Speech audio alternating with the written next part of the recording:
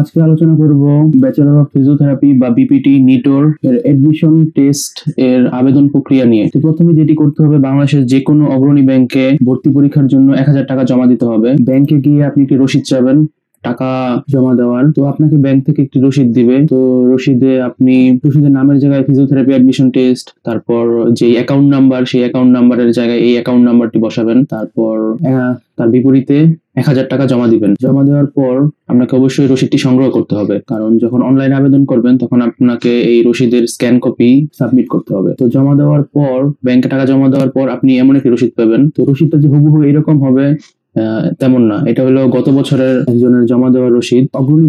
বিভিন্ন অগ্রণী ব্যাংক ভেদে এই রসিদ বিভিন্ন রকম, বিভিন্ন কালারে হয়ে থাকে। তো এইরকমই যে দিবে আপনাকে সেরকম না হতে পারে। তো এখানে একটা জিনিস লক্ষ্য রাখবেন, ক্রমিক নম্বর।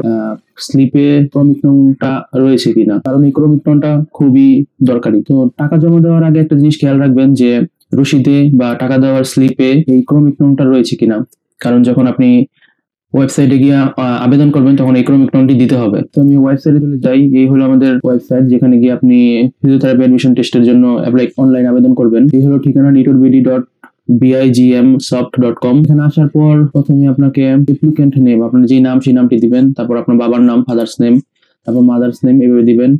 তারপর ডেট অফ বার্থ, এখানে ডেট অফ বার্থ আগে জন্ম সাল দিতে হবে, তারপর জন্ম মাস, তারপর জন্ম তারিখ। এক্সাম্পল হিসেবে আগে সাপোজ এইরকম একটা জন্ম সাল আসবে। প্রথমে জন্ম সাল, তারপর জন্ম মাস, তারপর জন্ম তারিখ, এরকম একটা জিনিস দিয়ে আপনাকে করতে হবে। তারপর এখানে আপনার জেন্ডার, তারপর ইমেল, এটা আপনি দিলেও পারেন না দিলেও পারেন, সমস্যা নেই। প্রথমে খেয়াল রাখবেন এখানে যে স্টার মার্ক গুলো অপশন রয়েছে সেগুলো অবশ্যই ফিল আপ করতে হবে। তারপর ফোন নাম্বার, 11 ডিজিটের ফোন নাম্বার, এটা অবশ্যই চালু থাকতে হবে নাম্বারটা, কারণ পরবর্তীতে যদি আপনি কোনো কিছু ভুলে যান, আপনার অ্যাপ্লিকেশন আইডি বা কোনো কিছু দরকার হয়, তখন এই ফোন নাম্বারের মাধ্যমে আপনি সেটি পুনরুদ্ধার করতে পারবেন। তারপর আপনার কন্ট্রাক্ট অ্যাড্রেস, এটা দিবেন। আপনার পার্মানেন্ট যে কন্ট্রাক্ট অ্যাড্রেস আছে সেটা দিবেন। আর ফটোতে আপনার এখানে ফটোর হোয়াইট আর হাইট 160 আর 200 পিক্সেল হতে হবে, আর ম্যাক্সিমাম সাইজ 300 কেবির বেশি হওয়া যাবে না। আর এখানে আপনার নিজের ছবি আপলোড করতে হবে। তারপর সিগনেচার, এখানে নিজের সিগনেচার ও সেম হোয়াইট, সেম সাইজ, এর বেশি করা যাবে না। তারপর এখানে bank deposit slip scan copy এখানে দিতে হবে। এই যে কপিটা আছে এটাই স্ক্যান করে এখানে আপলোড করতে হবে। সেটার সাইজও 400 কেবির বেশি হওয়া যাবে না। তারপর bank deposit slip scroll number বা স্লিপ নাম্বার, এখানে স্ক্রল নং বা ক্রমিক নং, এখানে ক্রমিক নংটা আপনারা শুধু বসাবেন। এই যে দেখেন এখানে যে ক্রমিক নং দেওয়া আছে, এই আপনার স্লিপে যেই ক্রমিক নম্বরটা দেওয়া থাকবে সেই ক্রমিক নম্বরটা এখানে বসাবেন, এই জায়গায় বসাবেন।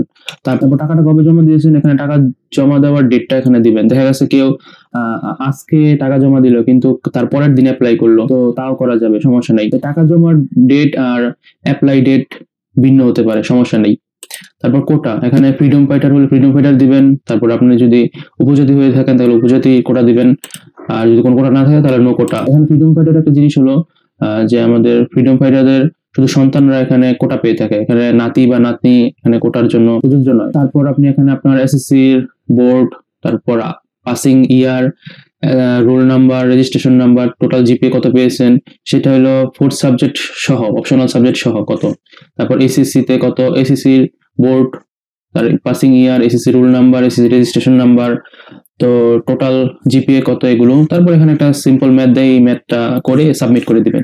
তারপর আপনাকে দেওয়া হবে একটি অ্যাপ্লিকেশন আইডি, আপনাকে একটা অ্যাপ্লিকেশন আইডি দেওয়া হবে। এই অ্যাপ্লিকেশন আইডিটি অবশ্যই আপনাকে সংগ্রহ করতে হবে, কারণ পরবর্তীতে যখন আপনি প্রবেশপত্র বা এডমিট কার্ড সংগ্রহ করবেন তখন সেটি ওই অ্যাপ্লিকেশন আইডির মাধ্যমে বা অ্যাপ্লিকেশন আইডি বসিয়ে তখন আপনাকে এডমিট কার্ড ডাউনলোড করতে হবে। অ্যাপ্লিকেশন করবেন তখন তারপর একটা পিডিএফ দেওয়া হবে, সেই পিডিএফটি ডাউনলোড করে রাখবেন অবশ্যই, কারণ পিডিএফটি তে আপনার অ্যাপ্লিকেশন আইডি দেওয়া থাকে, সেটি দিয়ে আপনার পরবর্তীতে অ্যাডমিট কার্ড ডাউনলোড করতে হবে। যদি বাইরে কোনো দোকান থেকে করেন তাহলে আপনি যে অ্যাপ্লাই করেছেন সেটা একটু প্রিন্ট আউট করে নেবেন। তো এই হলো আমাদের বিপিটি ভর্তি প্রক্রিয়ার আবেদন প্রক্রিয়া। যদি কোনো সমস্যা ফিল করেন তাহলে আমাদের গ্রুপে পোস্ট করে জানাবেন, আর আপনাদের বন্ধুকেও আমাদের বিপিটি অ্যাডমিশন সম্পর্কে জানাবেন, যাতে তারা এখানে ভর্তি পরীক্ষা দিতে পারে। আর আমাদের ফেসবুক গ্রুপ হলো বিপিটি অ্যাডমিশন হেল্প ডেস্ক নিটোর। ধন্যবাদ সবাইকে।